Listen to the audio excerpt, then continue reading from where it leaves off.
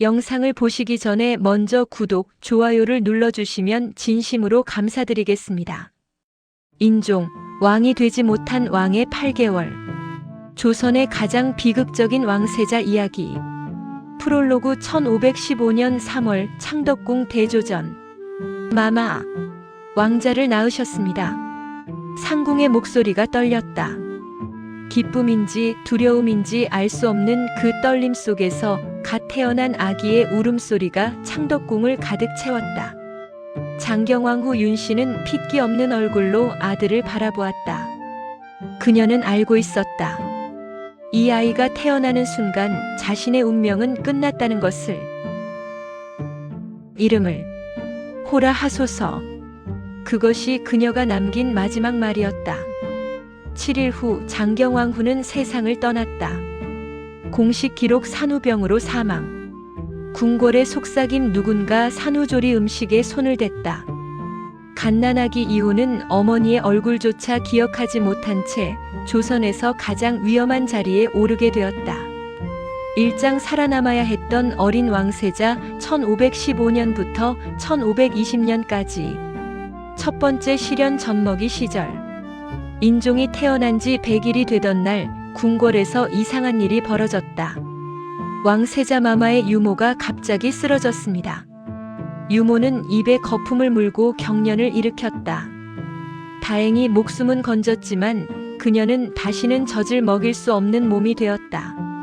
중종은 즉시 명했다. 지금부터 왕세자의 유모는 3명으로 한다. 그리고 반드시 돌아가며 젖을 먹인다. 아직 말도 못하는 갓난아기를 죽이려는 자가 궁궐 안에 있었다. 두 번째 어머니 문정왕후. 1517년 중종은 새로운 왕비를 맞았다. 파평 윤씨 집안의 딸 훗날 조선 최고의 권력자가 될 문정왕후 윤씨였다. 처음엔 모든 게 순조로워 보였다. 마마 세자저하께서 인사를 올리러 오셨습니다. 두 살배기 이호는 비틀거리며 문정왕후 앞에 섰다. 문정왕후는 아이를 무릎에 앉히고 부드럽게 웃었다. 세자는 참으로 영특하구나. 이리 오너라. 그러나 그 미소 뒤에 숨겨진 계산을 이호는 아직 몰랐다. 1521년 문정왕후는 아들을 낳았다. 훗날의 명종이었다. 그 순간부터 인종의 운명은 완전히 바뀌었다. 이장 책 속으로 도망친 왕세자 1520년부터 1530년까지. 세자의 하루. 세자저하 아직도 책을 읽으십니까? 이미 삼경밤 11시 새벽 1시이 넘었습니다. 조금만 더. 12살 이호는 촛불을 켜고 맹자를 읽고 또 읽었다. 왜 그랬을까? 낮에는 늘 누군가의 감시를 받았다. 문정왕후의 사람들, 윤원영의 첩자들, 그들의 눈을 피할 수 있는 시간은 오직 밤뿐이었다. 그리고 책을 읽는 동안만큼은 그도 평범한 소년이 될 수 있었다. 서연에서의 1화 마이너스 질문하는 왕세자. 어느 날 세자 시강원에서의 일이다. 신하가 대학을 강의하고 있었다. 경물치질한 사물의 이치를 깊이 궁구하여 알매 이르는 것이옵니다. 15살 이호가 갑자기 물었다. 대감 그렇다면 왕의 자리도 하나의 사물입니까? 예. 왕이라는 것의 이치를 궁구한다면 그것이 정말 하늘이 내린 것인지 아니면 사람들이 만든 것인지 알 수 있지 않겠습니까? 신하들이 당황했다. 이건 단순한 질문이 아니었다. 왕권의 정당성에 대한 의문이었다. 어린 세자의 눈빛은 예리했다. 마치 이미 모든 답을 알고 있지만 어른들의 대답을 시험하는 것처럼. 세자저하 그것은 신들도 감히 답하기 어려운 질문이옵니다. 이호는 씁쓸하게 웃었다. 그렇군요. 아무도 답할 수 없는 것이 바로 왕위로군요. 1화 마이너스 말을 타지 않는 세자. 세자저하. 말을 타셔야 합니다. 장차 임금이 되실 분이 말도 못하시면 어찌하시겠습니까? 무관 출신 내관이 답답해하며 소리쳤다. 그러나 이호는 고개를 저었다. 나는 말을 타지 않겠소. 대체 왜 그러십니까? 말은 너무 빠르오. 빨리 달리면 주변이 보이지 않소. 내관은 이해할 수 없다는 표정이었다. 하지만 가까운 신하는 알았다. 세자는 빨리 움직이는 것을 두려워했다. 언제 어디서 화살이 날아올지 독이 묻은 칼이 휘둘러질지 모르는 세상. 천천히 조심스럽게 주변을 살피며 걷는 것. 그것이 이호가 살아남는 방법이었다. 3장 죽음의 그림자 1530년부터 1540년까지 첫 번째 독살 시도 1534년 19살의 이호에게 처음으로 명백한 독살 시도가 있었다. 세자저하 중국 마마께서 보내신 약이옵니다. 문정왕후가 보낸 보약이었다. 세자의 건강을 염려하여 특별히 지어 보냈다는. 먼저 맛을 보시오. 이호는 늘 하던 대로 내관에게 먼저 먹게 했다. 내관이 한 숟가락 떠먹었다. 아무 일도 없었다. 괜찮은 것 같사옵니다. 이호가 약을 들려는 순간 내관이 갑자기 얼굴을 부여잡고 쓰러졌다. 마마. 내관은 입에서 검붉은 피를 쏟으며 죽어갔다. 이호는 떨리는 손으로 약 그릇을 내려놓았다. 지연성 독약이었다. 만약 내관이 없었다면 지금 바닥에 누워있는 것은 자신이었을 것이다. 그날 밤 이호는 한숨도 자지 못했다. 잠들 수 없는 밤들. 그 이후로 이호는 제대로 잠을 잘 수 없게 되었다. 세자저하 주무셔야 합니다. 벌써 사흘째 제대로 주무시지 못하셨습니다. 자면 죽소. 자는 동안 누가 들어올지 모르오. 실제로 이호는 밤마다 침소 주변에 신하들을 배치하고 문과 창문에 여러 겹이 자물쇠를 채웠다. 그리고 베개 밑에는 항상 작은 칼을 숨겨두었다. 어떤 밤은 환청이 들렸다. 세자는 곧 죽는다. 명종이 왕이 되어야 한다. 이호는 귀를 막았다. 그러나 목소리는 머릿속에서 더 크게 울려 퍼졌다. 음식 검사의 일상화. 이것도 검사하시겠습니까? 쌀뿐입니다. 쌀도 검사하오. 이호는 모든 음식을 최소 3명의 사람에게 먼저 먹게 했다. 쌀, 물, 반찬, 국, 심지어 과일까지. 신하들은 처음엔 과하다고 생각했다. 하지만 3번째 독살 시도가 있은 후로는 아무도 이의를 제기하지 않았다. 세자저하 이번에는 숭늉에서 독이 발견되었습니다. 숭늉. 가장 평범하고 무해해 보이는 음식. 이호는 허탈하게 웃었다. 이제 대체 뭘 먹으란 말이오. 사장 아버지 중종 1540년대. 알면서도 모른 척. 중종은 알고 있었다. 자신의 아들이 궁궐 안에서 서서히 죽어가고 있다는 것을. 어느 날 밤 중종은 세자궁을 찾았다. 아바마마. 이호는 놀라 일어났다. 한밤중에 임금이 세자궁을 찾는 일은 거의 없었다. 중종은 아들을 한참 바라보다가 천천히 입을 열었다. 과인이 무능해서 그러하다.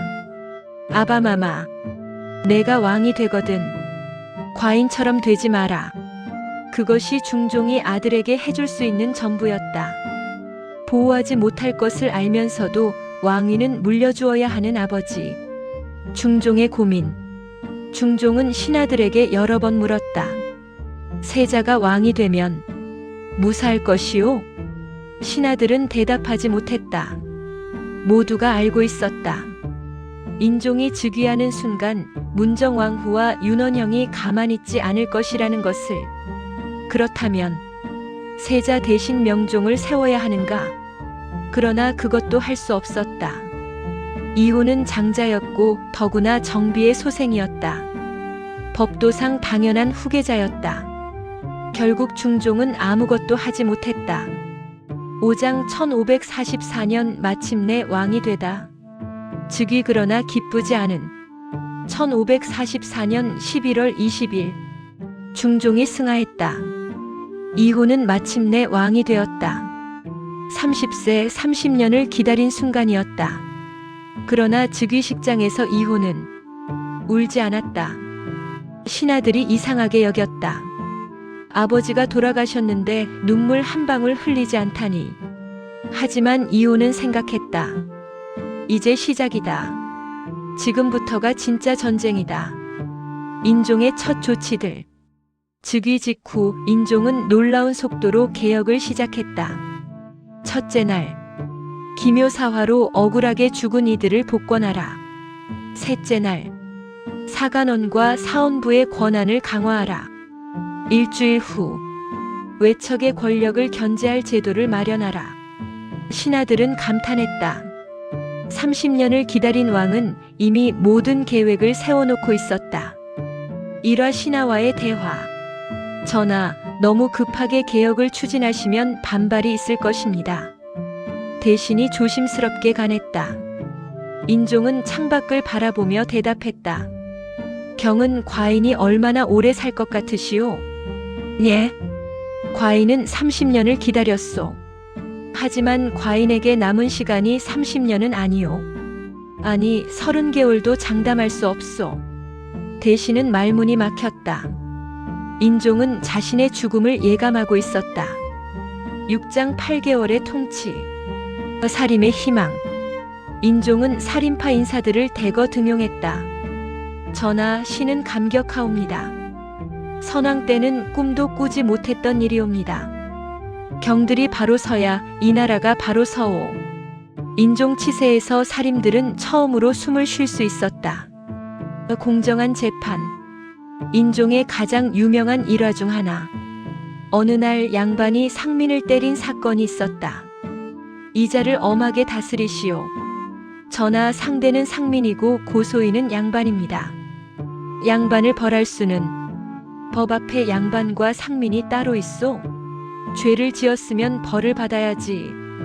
결국 양반이 곤장을 맞았다. 조선 역사상 거의 없던 일이었다. 건강 악화. 그러나 인종의 몸은 하루가 다르게 나빠졌다. 전하, 약을 드셔야 합니다. 그 약 누가 지었소? 내의원에서. 내의원에 누가 있소? 인종은 약을 먹지 않았다. 아니, 먹을 수 없었다. 30년의 공포는 쉽게 사라지지 않았다. 7장 1545년 7월 의문의 죽음. 마지막 달. 1545년 6월 인종은 갑자기 쓰러졌다. 전하! 전하! 신하들이 달려왔다. 인종은 침상에 누운 채 간신히 눈을 떴다. 문정왕후는 어디 계시오? 대비마마께서는 명종대군과 함께 별궁에 계시옵니다. 인종은 쓰게 웃었다. 벌써 준비를 끝냈구나. 그날 밤, 1545년 7월 1일 밤, 인종은 혼자 있었다. 아니, 혼자 있게 되었다. 가까운 신하들이 모두 궁 밖으로 불려나갔다. 긴급 회의라는 명목으로. 새벽 2시경 비명소리가 들렸다. 전하! 전하! 신하들이 달려왔을 때 인종은 이미 숨이 끊어져 있었다. 입가에 검은 피가 말라붙어 있었다. 실록의 기록. 중종실록의 기록. 인종이 병환으로 승하하다. 그게 전부였다. 어떤 병인지, 왜 갑자기 악화되었는지, 누가 곁에 있었는지 아무것도 기록되지 않았다. 8장 그 이후. 명종의 즉위. 인종이 죽고 3일 후 12세의 명종이 즉위했다. 문정왕후가 수렴청정을 시작했다. 그리고 그달 말 을사사화가 터졌다. 인종을 따르던 신하들이 무더기로 죽었다. 유님, 윤인경, 유관 등을 영모죄로 처형하라. 피바람이 불었다. 인종의 8개월은 마치 꿈처럼 사라졌다. 인종을 기억하는 사람들. 인종이 죽고 얼마 후 한 늙은 신하가 인종의 무덤을 찾았다. 전하, 신은 전하께서 왕이 되시던 날을 기억합니다. 전하께서는 미소를 짓지 않으셨습니다. 마치 이미 모든 것을 알고 계신 것처럼. 전하는 살아생전 왕이 아니셨습니다. 왕이 되려고 애쓰던 한 사람이셨습니다. 그리고 그 시도는 8개월 만에 끝났습니다. 신하는 무덤 앞에 술 한 잔을 부었다.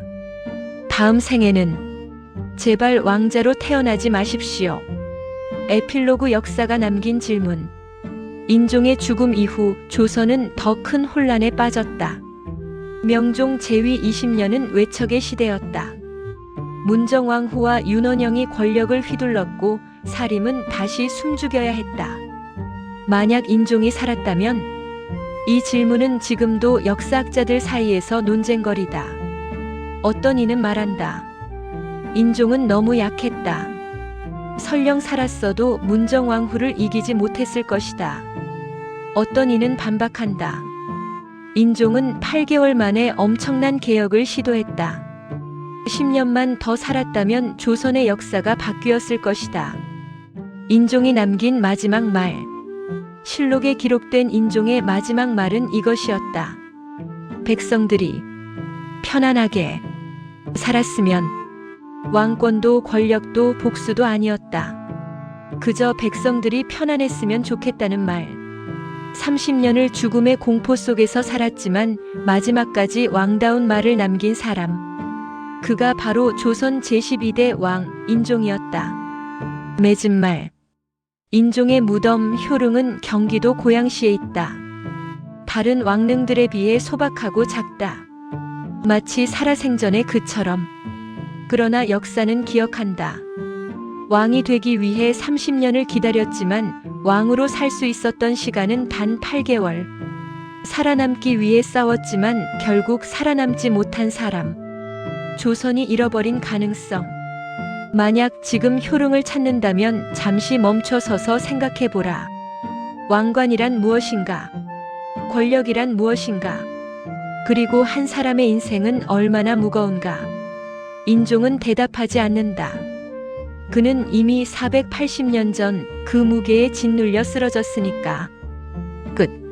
세상에서 가장 비극적인 것은 원하는 것을 얻었지만 그것을 누릴 시간이 없는 것이다. 조선 제12대 왕 인종의 삶이 우리에게 남긴 교훈.